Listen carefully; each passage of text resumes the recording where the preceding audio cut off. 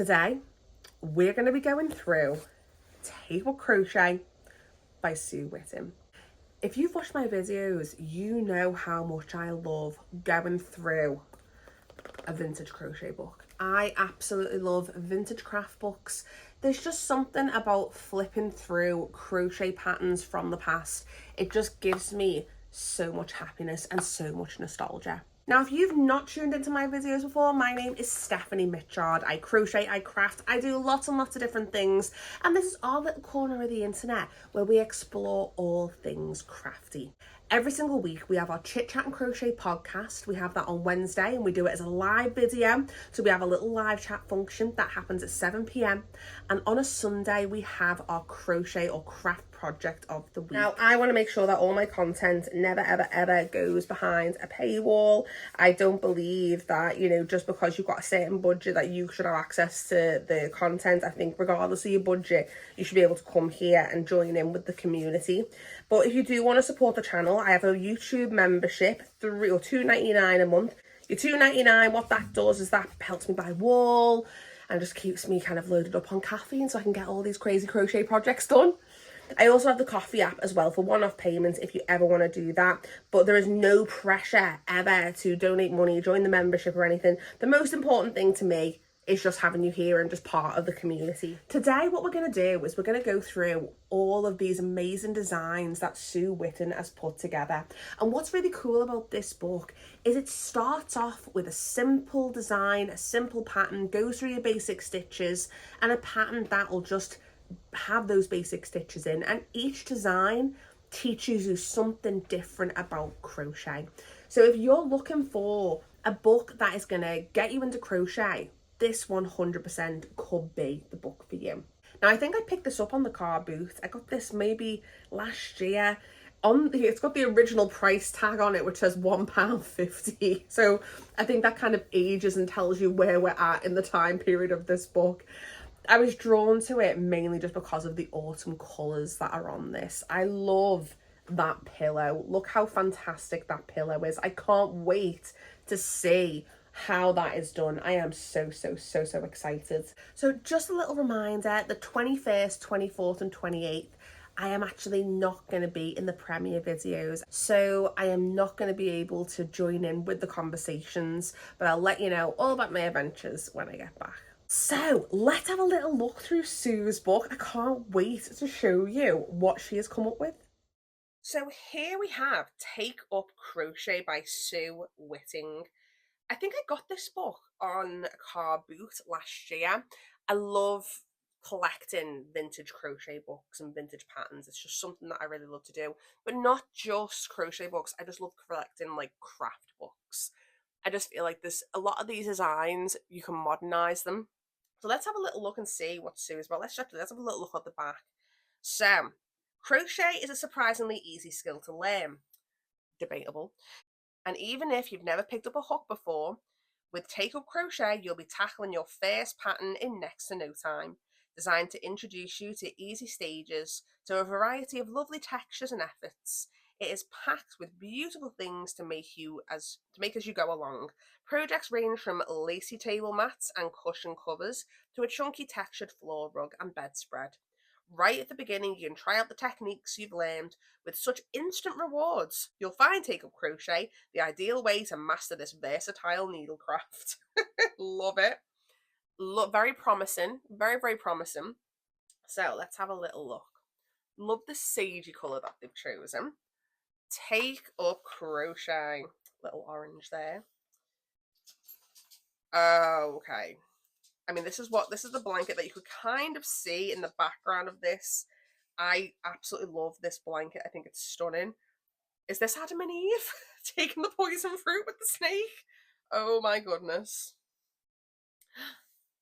Is that just fabric, or is that's just fabric? That's just fabric. So we have some little crochet hooks ranging from a size 10. That doesn't look like a 10 though. Looks like a 4.5. That can't be a 10. So let's have a little look at the contents. Introducing basic stitches, making fabric, treble stitch variations, making and joining motifs, crochet edging, filet crochet, crochet edging, oh I've gone backwards, changing yarn or colour, adding texture, making up. Okay, look at that, isn't that gorgeous? Crochet is an immensely absorbing and enjoyable craft. Hard agree there with you, Sue. Which is easy to learn and quick to work because it is based on just a few simple stitches. You can create really attractive items as soon as you've learned the basic techniques.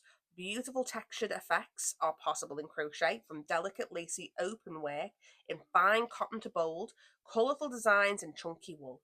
This book gives you the chance to try them out for yourself, introducing you the printable techniques and developing your crochet skills through a variety of inspiring projects. I mean, I'm inspired by this. It's absolutely stunning. It looks like a standard granny, but like in a shell. And I love the red and the white. So fab. I love this. Love that. So let's have a little look what we've got going on here. So you've got your crochet tools. You've got a bit of explanation about different yarns. Steel hooks. You've got the imperial weights, standard abbreviations, beginning chain, continue. So these are the English terms because I'm not seeing single crochet on there at all. Let's have a little look. Basic stitches, the 3 basic stitches. So you've got your slip, holding the yarn. I always say to people when I'm teaching them how to crochet, the holding your yarn and holding your hook, that is the first challenge, and that is your biggest challenge because you have this foreign thing in your hand that you're not used to kind of, messing around with, and then eventually it just becomes like second nature. You've got your chain stitch, your double crochet or your single crochet depending on how you go, treble, which is your American double. I love these little patterns as well. They're kind of like crayon designs. Like if you look at the texture, like on that, like on the red, it's like little crayon designs. So cute. Chain gang. Oh my gosh, this is just so up my street. I think it's so fab. I'm obsessed with the staging as well. This like yellow wicker chair, a little butterfly here, a little like thing of apples. Very autumnal. Very, very autumnal. This sun and tartan effect on these cushions and throw is simply created by working a basic mesh using just a chain and treble stitch, then weaving in and out more lengths of chain. So you've got your tension, cushion with square, and it's telling you what colours that you're going to need. Have a little look. So it basically looks like what you're doing is you're doing a foundation row of doubles, and then what you're doing is you're leaving like a gap between each one, and then what you do is you work back into that kind of like missing that missing chain. So basically it kind of looks like you end up with something like this. I need to have a little go with that because I really love how that is looking. It's so pretty. Making fabric. Crochet can be worked either in rows to form a flat piece of fabric or in rounds to form a tube or a circle. It is essential that stitches are worked at the correct tensions. I'm terrible with tensions. I never, ever go and try and do a tension like square. So turning the chain. So that's actually showing you like a way of like turning like chains and stuff like that. I like the fact that it's giving you these little bits of skills as you're going throughout the book. Look at showing you how to do like rounds. Look at that. Isn't that gorgeous? That's filet, isn't it? Is it filet? First steps. Oh my gosh, look at those little booties. Aren't they so cute? Look how adorable that is. I love the ribbon there on the middle. It's so cute. Going in circles. Do you know I've never ever made a doily? I've never ever made a doily. I would love to have a go at making a doily. I did see one and I had an idea at Easter. It was on Ravelry, this gorgeous, gorgeous, gorgeous doily. And it kind of starts off white, but then it goes out and it has Easter eggs going all around the design. It's so pretty. So maybe next Easter, maybe I will attempt to do a doily. Because as a crocheter, crochet, you tend to like associate, don't you, with like lace work. So maybe I need to try one. How can I call myself a crocheter if I've never made a doily? I also feel like people don't use doilies anymore, but I feel like we should bring the doily back. Like maybe we need to modernize the doily. Maybe like neon doilies with like pony beads. Let me know what you think. I do quite like a doily. Treble stitch variations. So again, this is just giving you, as you move onto each pattern, you're learning like a different skill. And I really like that because in the other books, it doesn't do that. It kind of gives you all the things that you need to do, all of the stitches, but it's not like teaching you as you go. Where Sue's book, this is giving you a little bit as you go. Really, really hate that though. I really hate that it looks so messy. Oh my goodness, do not like that at all. The square roots, this double bedded size spread makes a lot of individual squares working to half trebles, then join to create a classic log cabin patchwork effect. Using this thick cotton yarn, it may take you a while to make, but you'll end up with an heirloom to treasure. Wow. Okay. I now go back on what I'm saying. That is really pretty, but like that on its own just looks horrific. But when you put it together, look how fantastic it looks, like a quilt. It's so pretty. I'm like, my friend Liz has recently got into quilting, and it's something that I keep like going, oh, that'd be fun. And I think maybe I like the idea of making like crochet quilt kind of vibes, but I think that looks so nice. Making that in cotton, that would take so long. Oh my goodness. Making and joining motifs. So that's again giving you some more information about how to do joining, which I think again this book is so fab, giving you this all in step by step. I remember making so many mistakes in joining. I remember I was sat last year when I was making that big granny square blanket for the bone cancer research, that sort of sponsored project that I did, and I was sat in the station stitching together the squares, and a lady approached me and said that she'd been crocheting for years, but she wanted to see how I did. I'm trying to move my lamp, so I just realised that that is not shining on that completely. She said that she'd never ever like really understood how to actually do like stitching like together, and I think that's so funny. As like crocheters, we don't realize these things, and we just kind of like sometimes just wing it, especially if no one's showing us. But this book is kind of giving you those like little tips and tricks. Look how beautiful. Oh my goodness. Look how nice. Again, the staging. I feel like the books that we have now, they don't do the staging like this anymore. Look how fabulous. Look at that cake. Wonder if they ate it afterwards. Crochet edging. That's given us a little bit about the the crab stitch. You ever heard of a crab stitch? I've never heard of a crab stitch. Is that a crab stitch? What's she doing there when working in rows of double crochet? Work is turned at the beginning of each row in order to start the next row. The crab stitch, you do not turn your work, but insert the hook into the last stitch of the last row. What? Work double crochet into the stitch in the usual way. Now continue back along the row, working the double crochets into each stitch, where instead of using the usual chain effect. Oh my goodness. Maybe that's something that we should try. That sounds mad.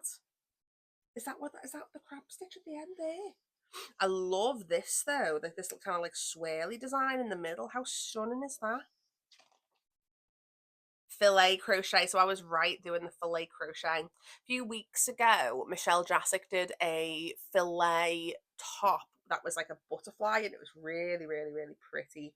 Look how lovely that is. I'd love to have a little go at doing filet crochet. I just love the fact that it rhymes like filet crochet. So take a bow, pretty bow design worked in rounds of filet mesh is echoed on each of the tablecloth 6 sections. The tablecloth that I'm on at the moment obviously is like a machine made tablecloth. I like tablecloth. And I know that maybe like it's not really like the done thing and people aren't really into it, but I love it. I think it's fab. And I think there's ways that you can make it like modern and put your own little twist on it. This one was one of my grandmother's and it's got a slight stain on it. So I might dye it. I might dye it like a mad colour. But isn't that gorgeous? Little bows on that and little tea set. Again, love the staging. Love the staging so much. Border lines. Look how fabulous. Oh my gosh, I love it. I really love like blue and white because it just reminds me of Wedgwood, and I absolutely love Wedgwood. Isn't that absolutely stunning? I love this edging as well. Like it's really blocky. It's so pretty. Coming up roses, little rose design. So that's teaching you how to do the corners if you're doing like a rectangular. Look how fab is that? They're like little placemats. I mean, I don't know whether I'd do crochet placemats. Imagine coming around to my house for tea and be like, "You're coming for a dinner party," and then be given like a crochet fillet crochet table mat. I just don't know. I don't know. Color changing yarns. Right, so this is something for years that I was doing incorrectly, and I just kind of stumbled upon it one day. So when you're changing your colors, when you get to the point, say for instance, if you're doing like a single, when you're about to pull your yarn through to complete the stitch, you join your other color and you get this seamless transition, and that is how you join your color. And again, I keep saying it, I love the fact that this book is teaching you this as your skills are kind of going through the book. She's giving you these like little additional skills. Tempting design. I love the fact that her boobies, just like the nipples, she's got like two little like nipples and she's got like a little belly button. Oh my goodness, that is absolutely hilarious. These unusual cushions, you can say that again, are made using double crochet stitches. The colourful design is worked from a chart, and as they use thick cotton yarn, they are quick to make as well. Oh my goodness, that is hilarious. Oh my gosh. See, this is what I would call tapestry, but they're not talking about tapestry crochet at all. They're just talking about the colour changing. Like they're just calling it like colour changing, like crochet. Adding texture. So here you go, a little bit where textures like working in back loops to kind of create like a ribbon effect. Clusters. This, oh, I just think that is so beautiful. See, okay, going back to placemats. If you're having a Valentine's Day like meal, how gorgeous would that be? Or if you wanted to give someone like a Valentine's Day gift, you could do something like in this pattern. It's very like Queen of Hearts, Alice in Wonderland. They look like little hearts. It's so cute. The same Use the same simple shell pattern made up of treble stitch groups to create a pretty chevron set or a bright breakfast set. It's only the colours and the edgings that change. Again, I also love the setting. You have this like red glass bowl with the lemons in. You have this kind of like linoleum underneath, which is in like red. I just think it's absolutely fab. It's so cool. Look at that. Isn't that gorgeous? Also, is this like, I think that's just like a wicker chair. I thought it was a peacock chair in the background really quick.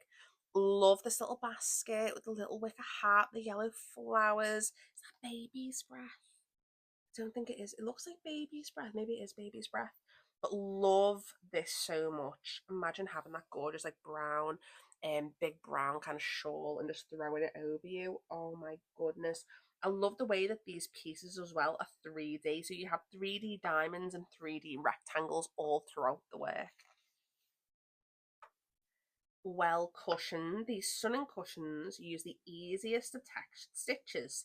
By working the trebles around the stem of the previous stitches, clever effects are formed, such as radiating checks and diagonal striped textures.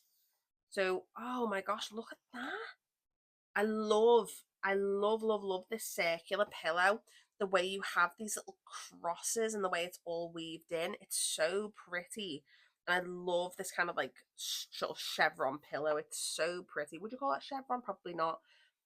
But it's striped, isn't it? I love the way it's set out as well with all the browns. Love this. Love these pillows in the back. Kind of like Aztec-y kind of vibes. I love it. It's so nice. I love this grey. Although I'm not a grey person. I don't have a grey house. I'm not really into grey. I know a lot of people are into grey, but I'm definitely more into like warm tones. But I like that because it's textured. It's got a lot of texture to it. And I like texture. I don't like smooth surfaces. Making up. Once you've finished crocheting the piece that make up an item, they'll need to be joined correctly. So that's going back to joining as well. So you've got your seamless stitches, flower power. So flower power. This little mat is an ideal way to use up leftover balls of coloured crochet cotton. Try making the flowers all in one colour here as flower power. This little mat is an ideal way to use up leftover balls of coloured crochet cotton. Try making the flowers all in one colour as here, or use lots of different shades. Let's have a little look. Oh, look at that. Oh wow, that is like intense. I don't know if I like this. I don't like the flower. I don't like the leaves. I don't like the leaves. I like the roses. I think I'd like it better if it was just all roses and you didn't have these little breaks of leaves. What do you think?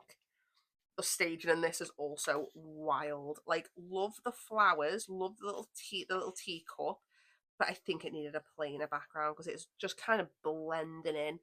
Oh my gosh. I was talking to my friend Nat not long ago. We stayed in a hotel once. I'm trying to think where it was. I think it was in Plymouth.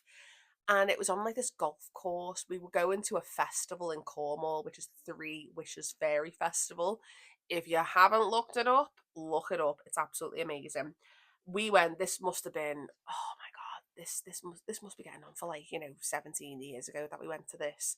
And we drove down to Cornwall and we went and we stayed in this hotel and it was like torrential rain. And we'd watched The Shining the night before, which was probably a mistake if you're going to stay in a hotel. And we went in and there was no one around and we were dinging the bell for absolutely ages. And then eventually like some guy like came from the back and it was like pitch black and we were like, oh my God, this is so creepy. And then we went up the stairs to our bedroom and there was a 4-poster bed. And honest to God, I kid you not, the floral pattern was kind of like this. It was so heavily patterned. The the curtains matched the wallpaper, which matched the bedspread. It was like someone had gone in there and just like vomited roses. It was just so intense. It was like so crazy. And two of us were like, we were drenched and we were like, what is even happening? Like, this is bananas. So funny.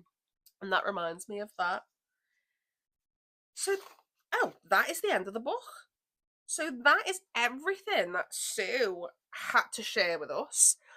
It's not as detailed as some of the other books, other books that we've gone through. But I think that is, if you are trying to get into crochet and you're wanting to learn techniques, or if you kind of know a few things but you'd like to kind of round that off, I think this book could be good to try find online. It's most definitely out of print. So definitely go online and see if you can find this. I think I'm going to have a little attempt at doing this shawl. But yeah, I think it's a really good book for learning your techniques. Wasn't that book absolutely amazing? I am just so impressed. There's something about old crochet books and looking through old patterns. I feel like a lot of the designs and a lot of the techniques are the exact same techniques as what we are using today. The way we've modernized things, obviously with different pigments, we have different technologies where we can get a different level of color. And I think that more contemporary color palettes are just modernizing these old designs. I mean, don't get me wrong, that Adam and Eve pillow, I don't know whether I'll be making that anytime soon. But I still think it's great. Some of the designs in there I probably wouldn't make, but I really think this, I really, really want to have an attempt at doing something like this. I just love those colours and those little placemats as well, the red and the white checkerboard placemats. I want to find a way of incorporating that in some kind of way because I think that is so, so cool. So I hope that you've enjoyed going through this vintage craft book with me. Remember, if you like all things crafty, if you've enjoyed this video, make sure you give us a like, make sure you give us a subscribe, and come and join our community. Head over to the Facebook group, Stephanie Mitchard's Craft Group. We would love to have you. Thank you so much for getting to the end of the video. I really, really, really appreciate every single person that tunes into my videos. It makes me honestly just so grateful. Thank you so, so much. And if I don't see you in the Facebook group, I will see you next time. Bye.